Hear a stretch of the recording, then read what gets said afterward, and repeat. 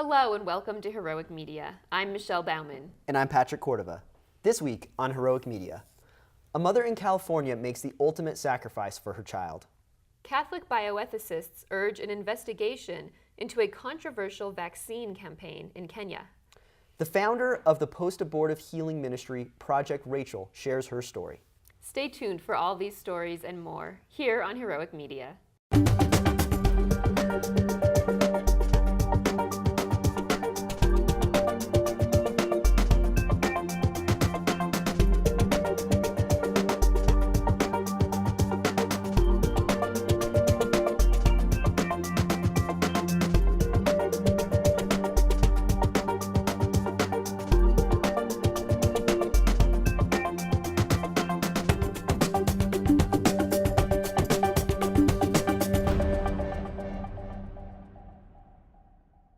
So here at Heroic Media, we explore news headlines that really deal with a lot of issues that are surrounding family and marriage and life. And these issues are very important, very foundational moral issues to society today. Absolutely, and they often tend to revolve around the topics of abortion, euthanasia, embryonic stem cell research, human cloning, and homosexual marriage. Exactly. So Patrick, what's our first story today? All right, in our first story, a mother in California made the ultimate sacrifice after she declined cancer treatment in order to save the life of her unborn baby. So this is a heroic decision, if you ask me. So this 24-year-old woman, Ashley Bridges, who lives in California, when she was 10 weeks pregnant, she discovered that she was having some knee problems, actually, some knee pain and inflammation going on. And long story short, it was discovered that she had bone cancer. And so the doctors, as many times occurs when mothers have cancer, when they're pregnant, they say, okay, you should start cancer treatment immediately. And that, of course, means that your baby will need to die, essentially. And so she said, "There's no way." And to quote her, she said, "There's no way I could kill a healthy baby because I'm sick." And so that's just a very man. That had to be such a tough decision to make. But Ashley made the decision to. She wanted to save her baby's life. She thought to herself, maybe I'm not supposed to be here, and she is. So she made the decision. She said, I'm not going to take cancer treatment. I'm going to go through with this pregnancy, and hopefully I'll be living afterwards. And she is, at the time of this recording, she still is living, which is pretty amazing because this is a terminal cancer situation. Absolutely. And I think what a difficult decision to make. I mean, unless you've been in that situation, I don't think you can really imagine being told, you have to abort your baby in order to save your own life. And it's just such a beautiful, heroic thing to do. It is. And what she ended up doing is she delivered the baby a few weeks early. Right. The baby, Paisley Bridges, was born. And then she underwent the chemo. And so she had waited pretty late in the game, so the cancer was getting worse. Yeah. But she was able to undergo that chemo, and she was told that she only had a year to live. But then recently there's been a glimmer of hope. Yes. And what happened is there's a website set up to offer support and fundraising for Give Forward, a Give Forward page. And recently she's now undergoing radiation. And one of the recent updates said, I just got the call from my doctor about my recent scans. I'm crying, I'm so happy. It hasn't spread to my legs like we thought. The ones in my head haven't grown, and the one that was causing me to go blind seems completely gone. Wow. And so, maybe this is some kind of a miracle. Maybe she will end up living. And even if she doesn't live, even if she ends up dying, she's given the ultimate sacrifice for her child. And Absolutely. The scriptures tell us that there's no greater love than to lay down one's life for a friend. And I think this is a beautiful, heroic, just really courageous witness of that. Absolutely. It's a perfect example. And I'm really glad you mentioned scripture because I think it ties so much into what Jesus taught and laying your life down. And one of the other aspects of this story that I thought was very important to note was that her family and her fiance are very supportive of her. We're very supportive of her through this whole ordeal. We've got like the Brittany Maynard situation, where her family is just like, oh yeah, supporting her decision to end her life. And this is kind of an opposite scenario of that. Obviously not the same type of scenario, but a scenario where your family is supporting your decision for life. And I think that that's just so key because we need that support. And she, as well as her family, say, we have no regrets going through with this. And I think that that's key. I mean, imagine just the guilt. And we've had guests on the show before a segment that will be coming up in this episode. It just kind of highlights what goes through people's minds and the negative effects that they have, especially women afterwards when they have an abortion. I mean, gosh, it'd be one thing to be going through cancer, but then to be going through cancer and have the spiritual cancer, so to speak, mental anguish of knowing that you killed your child. So that you could live, and it's a tough situation. I think that's a really good point that you bring up, and I think it's also good just to remember what the church actually teaches about this. The church really has a love them both stance. It's not an either or. That you can actually, to try to give them both a shot at life, you can either, like this woman, heroically choose to delay treatment until the baby can be born, or the church says it's okay to undergo that treatment. Yes. You can't deliberately kill your child, right, but you can choose to undergo the treatment, and sometimes the baby is able to live. Sometimes, tragically, the baby dies, but that's right. not the same as directly killing the baby. Exactly. And there was actually a 2012 article in Lancet that found that there's growing evidence that pregnant women with cancer are not putting their babies at risk by undergoing chemotherapy. Wow. So they're still looking at the evidence, but yeah. It looks like we can embrace this love them both approach. That's great. And it's a very pro-life message. That's great. That's awesome. Mm-hmm. In our next story, controversy has erupted in Kenya over accusations that vaccines provided by the United Nations and the World Health Organization contain hormones that cause sterilization. Oof. Yikes. That's a scary scenario to be in, right? You think you're receiving a vaccination for something, and then you're being sterilized, right? Like a form of forced sterilization, basically. I think one of the things to highlight in the story is it's really hard to tell exactly. There's a lot of blurred facts and what truly is happening. And I think just at the base of it, though, it's like, why is this HCG found in this vaccination at all, right? Like, period. So it's interesting. It could be due to the poor laboratory conditions that are present here. Perhaps there was some miscalculation, or the lab, the sample was contaminated, and thus that's where the HCG detection came from. I mean, I don't know, right? Right. It's very complicated. It's not easy to see the facts, but right. What we know is that the World Health Organization and the UN Children's Fund started running this campaign to try to eliminate neonatal tetanus, which is a deadly infection. It's contracted by infants when they're born into unsterilized, unsanitary conditions, which is often the case in some of these African nations. And the Kenyan bishops were very concerned that there were sterilizing effects of this vaccine. So they took 4 different samples and got them tested at 4 different laboratories. And they found that they came back positive for beta HCG, which is it's a hormone. It plays a role in normal human reproduction. However, in high doses with a triggering agent, it can prompt a response that will lead to sterilization and to miscarriage. So they were saying, wait a second, why is this? Why is it in here? Why is this in here? And so as they looked at it, and then the groups that are administering this come back denying it, and they say, oh, look at these trace amounts are so small that they're within the normal range found within the human body. It's only 1/1,000,000th of what it would take to have a contraceptive effect. So there's some question about it. It's really unclear. I think the bottom line is there needs to be an investigation. And it was the handling of the situation, I think, that caused so much concern and so much uproar, right? Because these organizations, you think oh no, that's not right. It sounded like from the reports that I read that it just wasn't handled properly to put those, especially those who have had the vaccine, ease their mind. And they should have been like, oh wow, that's weird. They should acknowledge like, okay, that shouldn't be in there. They shouldn't just say like, blah, blah. It's a 1/1,000,000th of a, it's like, okay, find out what it is. Is it true that stuff is in there? Like, get it retested, like check everything out. Like, here, we're gonna, put some confidence in the minds of those people to let them know, hey, we see your concern. We're not doing anything, and we're going to go ahead and make sure that we prove it by doing X, Y, Z, right? Exactly. You need the transparency there. And the bishops said that they asked the government if they would be willing to do joint testing on it, and they declined. And so I think that's why people are concerned.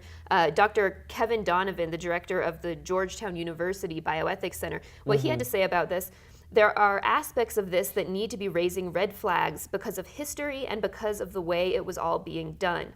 But raising red flags doesn't mean that there's something that actually has occurred. The way you prove that's not the case is not by being arrogant, but responding to it and being transparent. So I think they should go through with the Yes. testing and say, let's see, this shouldn't be here, let's correct the situation. If the goal really is just to prevent tetanus, then clear the air and make it apparent that that's what's happening. Yeah, exactly. Otherwise, it makes all these people that are making these accusations look like a bunch of loonies, And it's like, listen, acknowledge that there's something going on here and fix it, just like you quoted. So. Exactly. Coming up after the break, we'll hear from the founder of a post-abortive ministry. Stay tuned.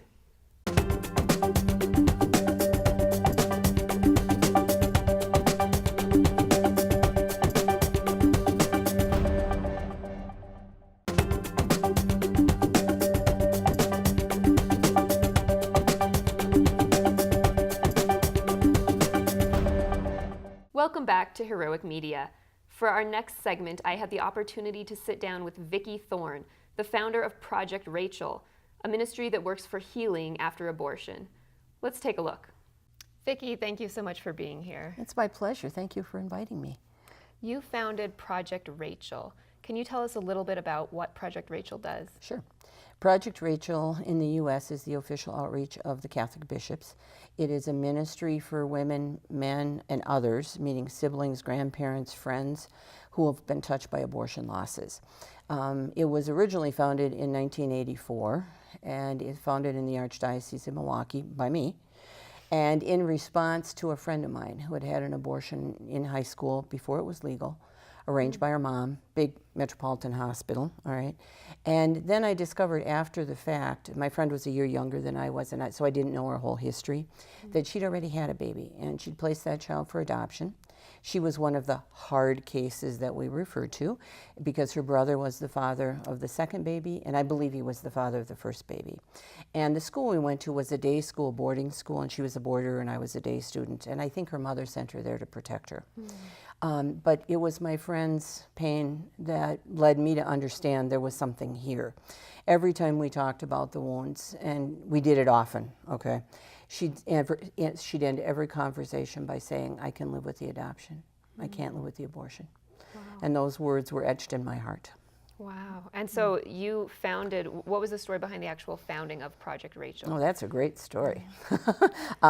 We were back and forth from Minneapolis to Milwaukee. My husband had taken a job in Milwaukee, and we'd become friends with a cousin of his. And I didn't have a job at that point. I was working with Birthright as a crisis pregnancy volunteer, again, because of my friend. And we were going back and forth in the summers, and so I thought, I'm not going to take a job until he's done with his dissertation and we know what's going on. So I got a call from this person who was a friend of the cousin, who offered me a job that I wasn't prepared for, that I didn't want and I hadn't applied for, working for the diocese, and it was to implement one part of what was called, what still is called, but the Pastoral Plan for Pro-Life Activities. It was the bishop's first response to the legalization of abortion. Part I was supposed to be hired for was to empower people to be part of the legislative process, to have our voices be heard. I've never had a poli-sci course. I have no regrets. I have no interest. So I politely decline. Then I come back to Milwaukee in the fall and I have lunch with him. He's nice, but he's hired someone. So I'm off the hook. And then in another month, he offers me the job again. And I decided it wasn't going away. So I said, all right, and I'm pregnant. And if the baby's a fussy baby, I quit. He said, fine. And as you know, nature doesn't like vacuums, and neither does the church. And we didn't have a Respect Life director. We had many people doing little pieces of the bishop's overall plan. So suddenly I was the Respect Life director, which was more fun and more interesting for me because it was a broader spectrum of things. And what the bishops had called for was first to educate on the sanctity of all life, womb to tomb. Then involvement in the legislative process to have our voices be heard, and then pastoral care for the women who are facing a crisis pregnancy and a ministry of post-abortion healing. Now, this was in 1975 that they wrote it, and this is 77 that I'm doing this. And nobody knew what to do with that, but the bishops knew because they were confessors. They'd heard it, but what do you do with it? And when I saw that, it spoke to my heart because of my friend. I thought, as church, we have everything we need. We have confessors, we have mental health people, we have medical people, we have spiritual directors. We could provide a holistic response. But it took me 7 years to find enough expert people to do a training. I had everybody in place except for one priest who I wanted to bring, and he's who I would call the automatic confessor priest. If he walks in, you know he's a priest. He doesn't have to have his collar on, you know. And he was someone who was a Wisconsin Province Jesuit, had taught in Rome for a number of years. His name was Father Bob Pharisee. And a priest friend of mine who was helping me do this, who was a counselor, said, "Oh, I'm bringing him to town in September. This is the beginning of August." I said, okay, we called him. He answered the phone where he was, laid it out. He said, of course I could talk about it. And based on that, we held the first training of its kind 6 weeks later in the world. And the next day, on the Feast of Our Lady of La Salette, the Consolation of Sinners, she's a weeping Madonna, it went around the world. Wow. The press picked it up and it went everywhere. Wow. And I didn't know it was Our Lady's feast day until some years later. But in hindsight, I'm like, wow. So we just celebrated 30 years of the founding of Project Rachel. And how many dioceses are you in now? Probably about 165, the majority. And at this point, the bishops, USCCB oversees it because they have a lot more resources than I do. I continue to work with them and, to train in that sort of thing. But it's awesome to see. There is a book that the Vatican did, the Vatican Publishing House on Project Rachel. I've been in 25 countries over the years talking about it, planting seeds. So we'll see what God's going to do with it. Yeah, absolutely. When we talk about the needs for post-abortive healing, what are we looking at for men and women? Well, this is a mother who's lost her child in a traumatic and unnatural fashion. There's some fascinating science on the fact that women carry cells from every child they ever conceive the rest of their lives. And if it's a miscarriage or an abortion, she carries more cells. We don't know why that is. But biologically, when we lose a child, we need to grieve. And there is also this sense of holding myself responsible for what happened here. And, there's a lot more to it than that, but the awareness of her need to grieve, to come to grips with her lost child, to accept God's love, mercy, and forgiveness, and to forgive herself. And to recognize that this was really a ministry of the church, that St. John Paul II talked about the wounds in love and responsibility in 1960. Which is some years before this started. And then in the Gospel of Life, in section 99, where he says, if you come with a repentant heart, the Father of mercies is waiting for you, and nothing's definitively lost. And this is my paraphrase of the last part. You will become the cornerstones of the culture of life, that you'll become the promoters. So what kind of responses have you seen from women who have gone through the program? Awesome. When a woman understands the wounds, she never supports abortion. She understands what happened. And it is that lived truth of abortion that's going to set us all free. Same is true for men. I mean, one of the things that's always touching is I'll go give a talk somewhere, not even related to this, and some woman will come up, give me a hug, whisper in my ear, thank you. And I know what that's for. And fathers are touched too, and we don't understand that men are biologically changed by pregnancy. By 4 weeks after conception, the woman begins to signal that she's pregnant by scent. Okay, again, long story short, his body starts to change. And men grieve profoundly. In our society, we say, you have no rights, it doesn't bother you, it's her body. And the reality is that biologically he's changed. And many, many men grieve profoundly. But where do I go? I'm not supposed to be grieving, am I? I mean, why am I bothered? And then, the children who survive, if they follow an abortion, they have cells from those older siblings. They have biological knowledge. And so the circle of woundedness is enormous. There's 50 plus million. Many, many people need help. So 30 years out, 30 years after Roe v. Wade, how would you say the situation is? Do you see hope for the future? I really do, because I see how many people have already been healed and how many other groups provide care. In the beginning, there was nobody. Now there are many, many support groups and Bible studies and congregations, and even a couple of pro-abortion groups that offer care, even though their abortion was a good thing, but they recognize the pain. And so I do. This is a key piece. It's also a key piece of the new evangelization. We need to talk about it. I agree. Vicki, thank you so much for being here. Thank Wonderful you. comments. My pleasure.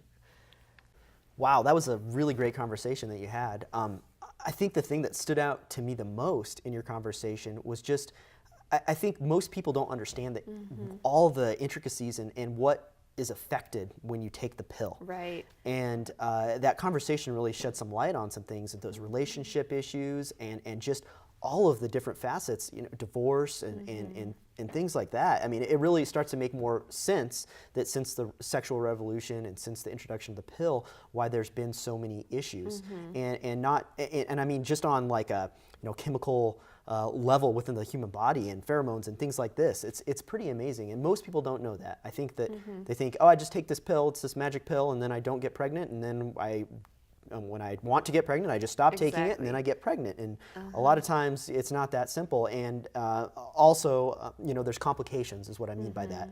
And there's all these side effects and relationship issues that can arise. And I just thought that was very fascinating. Absolutely. I think for so long, women have just accepted the pill as this good thing. And Right. so we don't even want to question it. We don't even want to look at what the side effects are because somehow that's attacking women's freedom. So Right. I think when we really start looking and really start, the more studies that they're doing, the more findings that they're now coming out with, I think Yes. that that's actually going to be good for women to take an honest look and say, is this helping women or is it harming them? Absolutely. I couldn't agree more. All right, stay tuned. Coming up after the break, we have one more segment.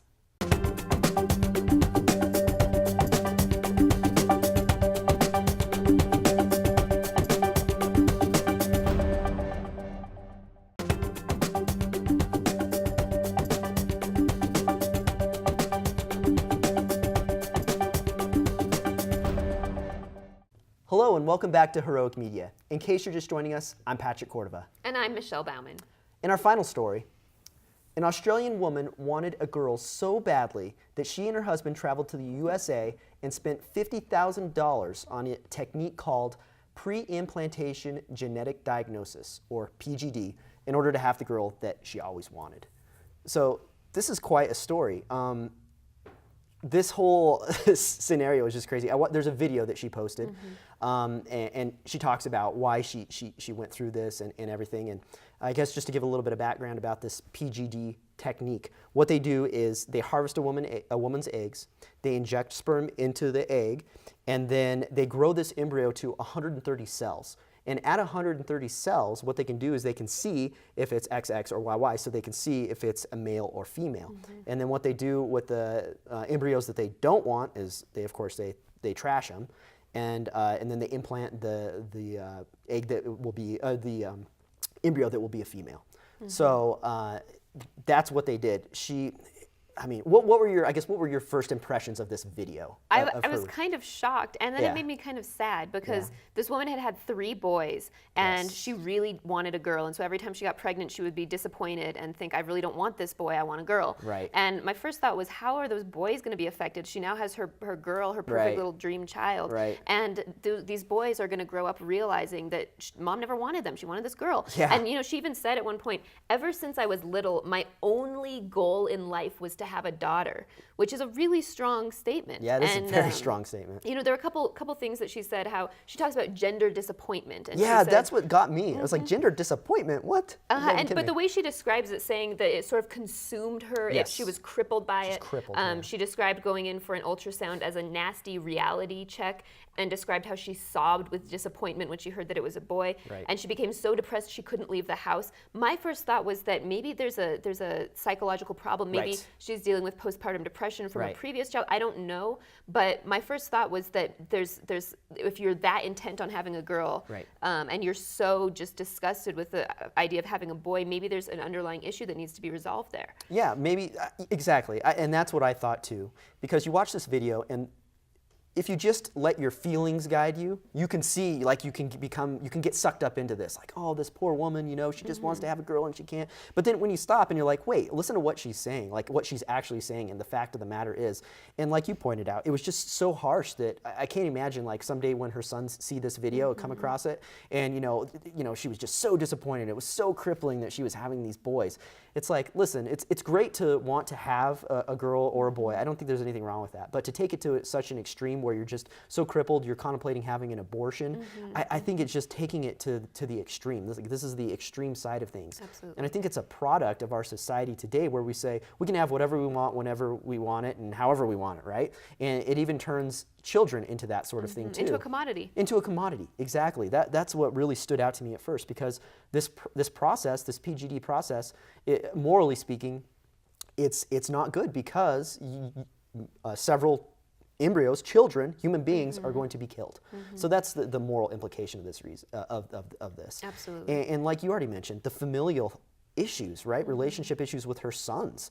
I mean, that's going to be tough for them coming down the line in the years to come when they're old enough to understand. Absolutely. And I think also with her daughter, because the way she describes this child, Right. first of all, it's very much focused on herself, not the daughter. It's It what is. she wants. Yes. It's how she dreams. How It's she planned how it. she envisions Yes. this daughter growing up. So this daughter is going to have an incredible weight of expectations that Yeah. it's just this princess life. And if she Right. doesn't live up to that, I think there could also be some problems there. Right. And at the same time, this woman was saying that she admitted that she felt guilty about what she was doing because they remortgaged this house Right. to get the $50,000 Yes. to spend on these trips to the U.S. Yes. And she said that she felt guilty that she wasn't spending time or money with the 3 boys that she already had. So Yeah. I think it's really, ultimately, it's sad when you get to the bottom of it. It is sad, and just listening to what she said in the video, where she's contemplating these abortions, and she was just crippled by this, this gender disappointment, and then she goes on to say that my relationships with my sons hasn't changed. I'm still the same loving mother I always was, and I'm going. A loving mother doesn't necessarily want to have aborted the previous sons, and feels guilt about doing all these. I was just like, what? How is she saying all these contradictory things that contradict her actions?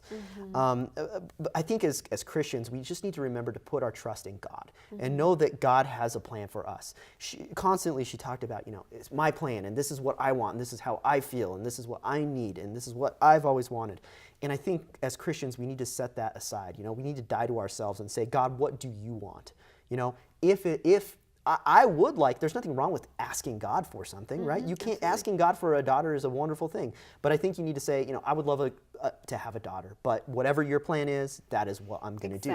And that's what it is, being a Christian is following God's plan and not making this control freak kind of mentality that we have today. Absolutely, and there are dangerous implications of doing that. This woman is using her story to try to push to make this legal in Australia. Exactly. She had to come to the U.S. because it wasn't legal there. But if you look at some of the implications of this, it's okay to favor one sex over the other. Right. And we actually see in India today there are 60 million missing women. That's according to Population and Development Review, because sons are heavily preferenced over there. So once you say it's okay to just pick one gender, sex and then discard the other, this is the kind of thing that happens. So absolutely, it could snowball out of effect. So, exactly. All right, that's it for this week on Heroic Media. Please join us next week for all the up-to-date news on the pro-life issues that matter to you. Please feel free to write to us with any comments, questions, or news tips at news@heroicmedia.org. And please check out our website at heroicmedianews.org, where you can view more stories like the ones we discussed on this episode. That's it for tonight. Until next time, keep us in your prayers. God bless.